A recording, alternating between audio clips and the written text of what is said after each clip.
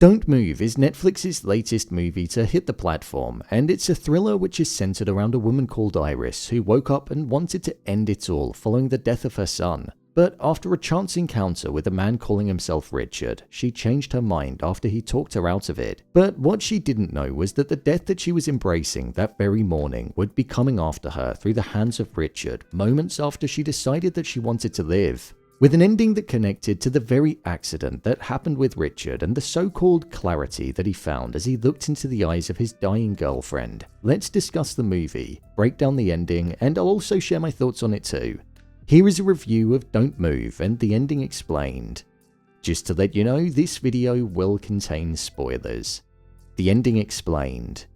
When it came to the ending of this movie, we saw that Iris's movement was starting to come back. This was because the paralytic agent was starting to wear off. It took 20 minutes to kick in where it would slowly paralyze the subject, and then that would last for around an hour. But from there, you'd then regain movement and all of your previous functions. After a few close encounters where she was almost saved, such as encountering the strangers in the gas station, the police officer who pulled up next to the truck, and also Bill, Iris had to take it upon herself to fight back and get away from Richard. Richard was a master manipulator and was able to get people to open up even when they didn't want to. We saw this with Iris when she was on the edge of the cliff and ready to throw herself off, the police officer when he managed to get him on side, and we also saw it with Bill when he didn't want to open up about his wife but he eventually did. This was a technique that Iris actually tried to use on Richard towards the ending when she was speaking about his family in the car, and she mentioned how she knew what it was like to lose a child and that she didn't want him to experience that with him going to jail. However, it didn't work. That along with the fact that she tried to inject him with the paralytic agent and failed. This made him want to change his plans, and instead of spending the weekend with her like he did all of his other victims, he knew that he had to deal with her in that moment. One, because she frustrated him, and secondly because his family were heading towards the cabin that he was planning on going to.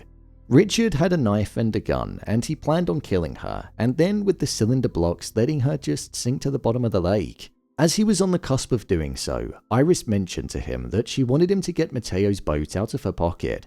This was where she was able to get the knife out of his back pocket, stab him, and then shoot him, causing him to have to swim to the bank.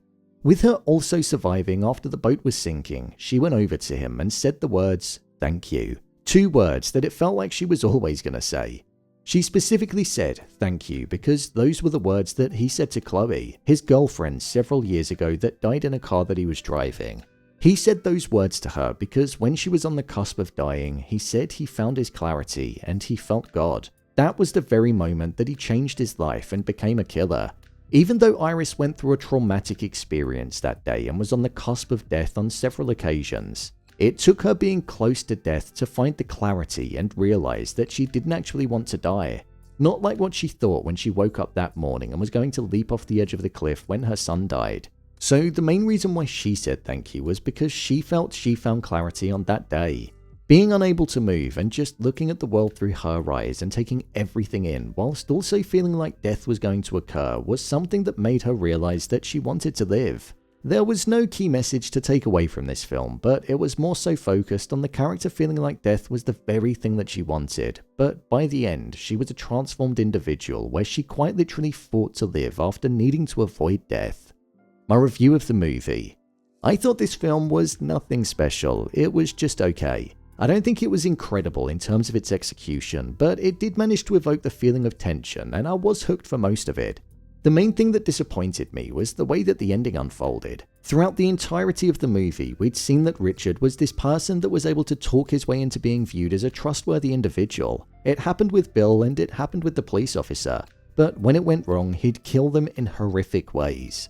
Let's also bear in mind, this wasn't the first time that he'd kidnapped somebody. As he said, you'll go through the process everybody does when speaking to Iris after he poisoned her. And as well, his wife on the phone mentioned that he did those weekend trips regularly.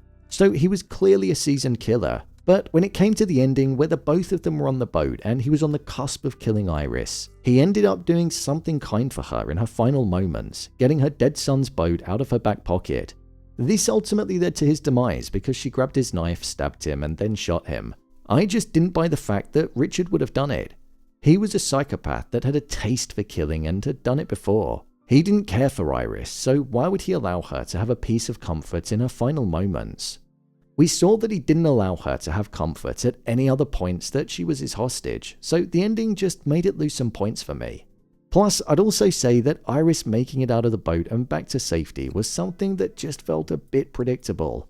I quite like to be surprised in movies, and the very idea that Iris found her feeling of life again but had it taken away even after defeating him would have been a shocking and powerful ending in a completely different way. When it came to the feeling that the movie gave me, it was one that had me on the edge of my seat wondering if she'd get caught when she was in bills, and then when the motor function skills came back, I was sitting there wondering if she'd be able to fight back. When she put the needle in him but didn't have the strength to push it down, that did get me, because I thought that was where the twist was going to happen, so I'd say that the movie achieved the feeling that it wanted to make the viewer have. With regards to the performances, I thought they were good. Finn Wittrock played a similar character to how we saw him in American Horror Story Freak Show, a psychotic killer with extreme mental problems. So it was as if he just had to channel that role from 10 years ago. I think he suits those roles really well and he's able to capture the creepy yet charming vibe perfectly. There's something about the smile and the eyes when he plays a character like that, it just suits it. I'd also say Kelsey Aspel delivered a strong performance. It was a really intimate cast, so for a lot of the time she had to carry the story on her own, all whilst not being able to move. So a lot of her acting came from her breathing, eyes and facial expressions, something that was impressive to see. I thought the use of a point of view shot when we were seeing Iris was a decision that I thought worked well. The sound would be warped, the visuals would go slightly warped too, and it really allowed us to understand what was going on inside of her head. When she was lying there, unable to move, you could feel the pain that she was in and the screaming that was going on inside of her head. So, time for the big question. Is this movie worth watching? Personally, I don't think it's anything special, but if you like thriller movies where you're made to feel the tension and you're on the edge of your seat for a lot of it, then it's probably worth a watch. It's one that doesn't take that long to get through either, because it's only an hour and a half. I just think the ending is a bit of a disappointment because it ultimately comes down to a foolish mistake made by a seasoned killer. Something that probably wouldn't happen. I would have preferred a twist of some kind. It's good, but nothing special. I don't think it's one that will live long in the memory of the viewer as time goes by, but that's just me. Give it a watch and see what you think. So, there you have it. A review of Don't Move and the ending explained. If you want to see more videos on your favourite TV shows and movies broken down, then click on the card in the top corner. There's an entire playlist there. Or alternatively, you can head over to my channel where you'll find them all. And finally, if you'd like to see what I rated this movie out of 5 stars, then head over to my Letterboxd profile. It's where I rate the latest releases in real time. What did you think of this movie? Let me know your thoughts in the comments. As always, thanks for tuning into the video and I'll see you in the next one.